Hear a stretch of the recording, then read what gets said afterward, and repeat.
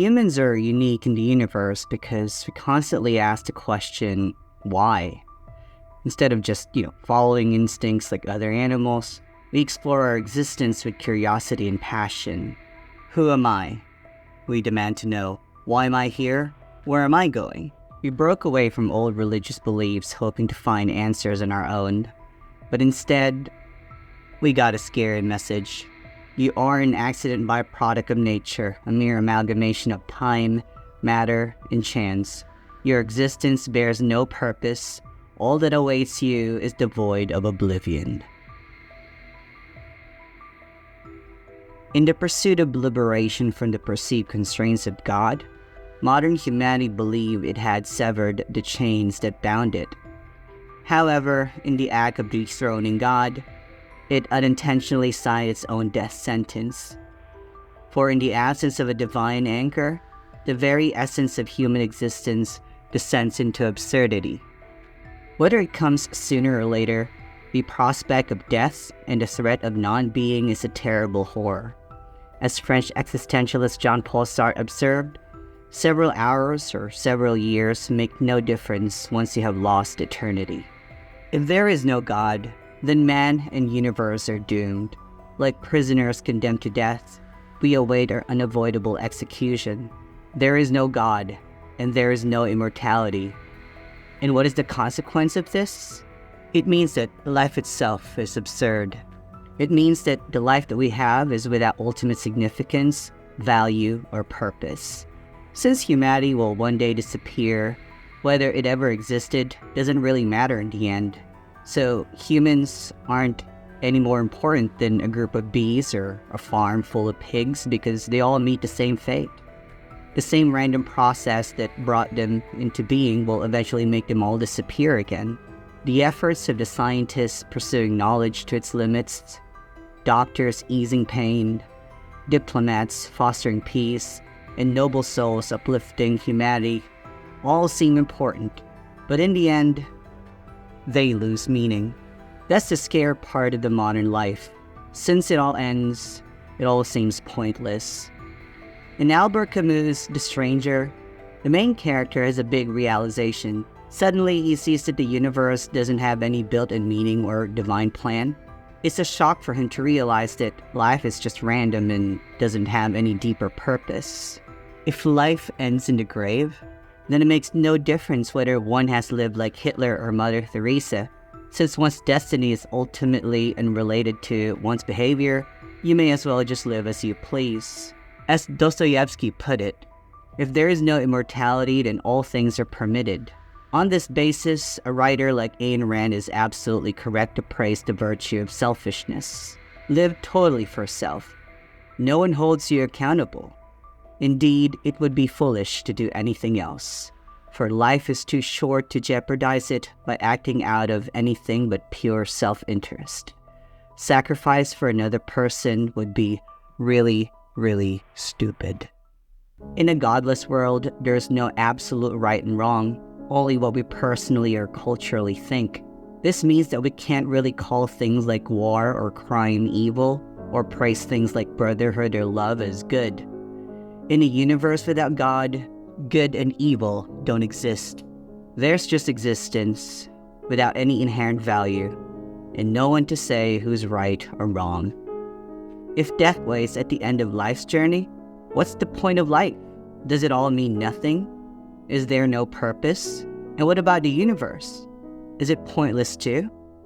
If it's just going to end up as a cold, empty space, then yes, it seems pointless.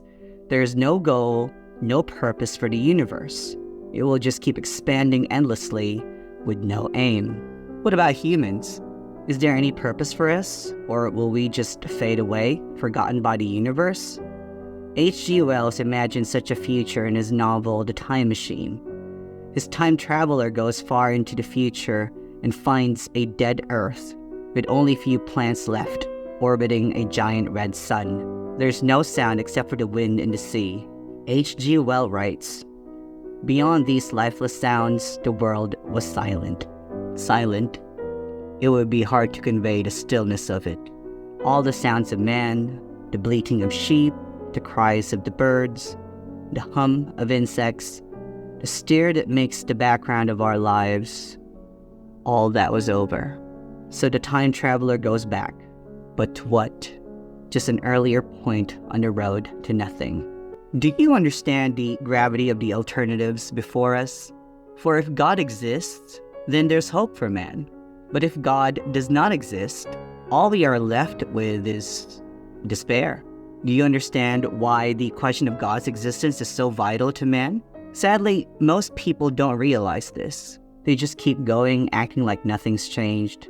It reminds me of a story from Friedrich Nietzsche about a man who burst into a marketplace shouting, "I seek God, I seek God." Since many there didn't believe in God, they all laughed at him. Did God lose his way? They teased. Is he hiding? Maybe he went on a trip or moved away. They kept jeering. Then Nietzsche writes, "The madman turned and looked at them with piercing eyes. 'Where's God?' he cried. 'I'll tell you. We've killed him, you and I. We're all his murderers. But how did we do it? How did we drink up the sea? Who gave us the sponge to wipe away the whole horizon? What did we do when we unchained the earth from its sun?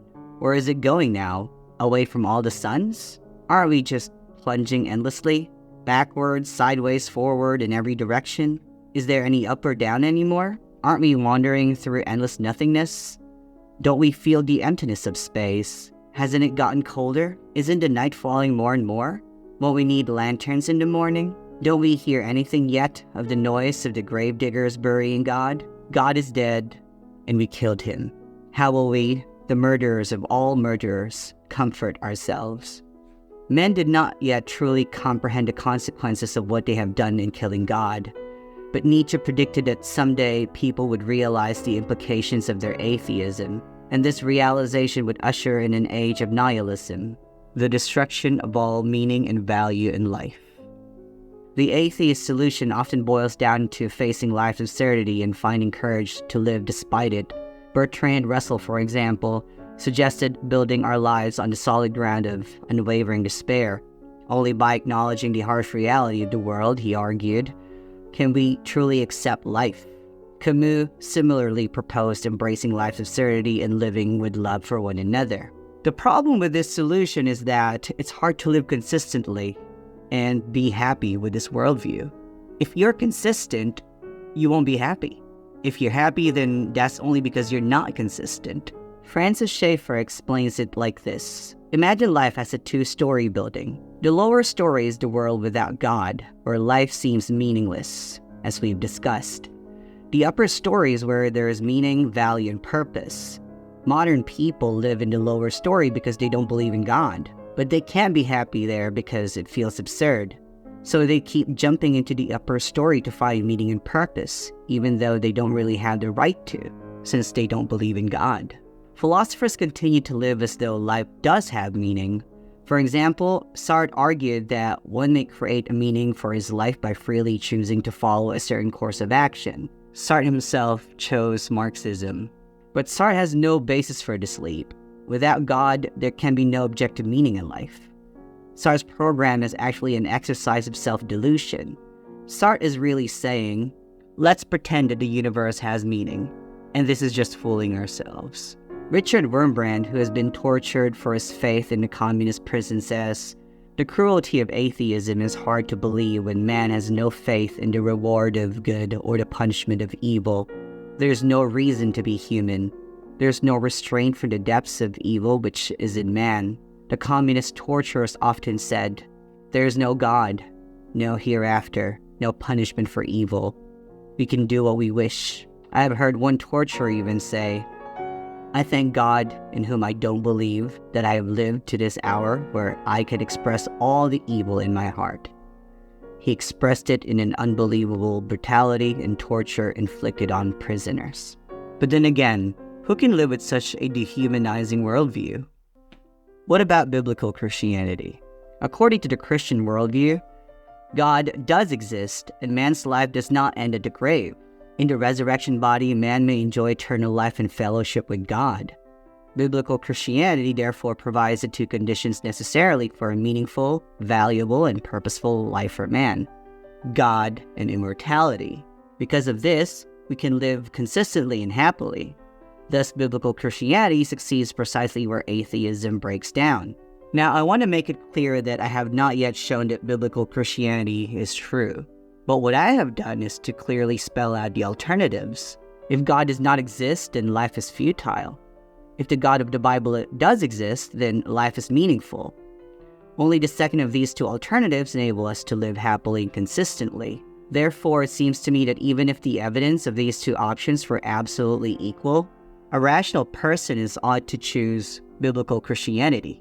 It seems irrational to prefer death, futility, and destruction to life over happiness and a meaningful life.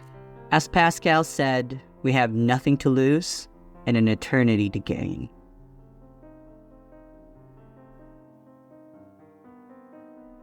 So you've reached the end of this video, and today's book recommendation is from William Lane Craig. The title of the book is On Guard.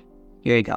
On Guard by William Lane Craig, a very famous Christian apologist. I finished this book a long time ago, but I've been very busy lately and I didn't have time to make videos. My apologies for that. This book is a good entry tool for those people who are curious about apologetics. It can equip Christians with the right tools to answer tough questions and defend the faith. Again, this is Michael signing off. I'll see you guys in the next video. God bless you guys. Peace.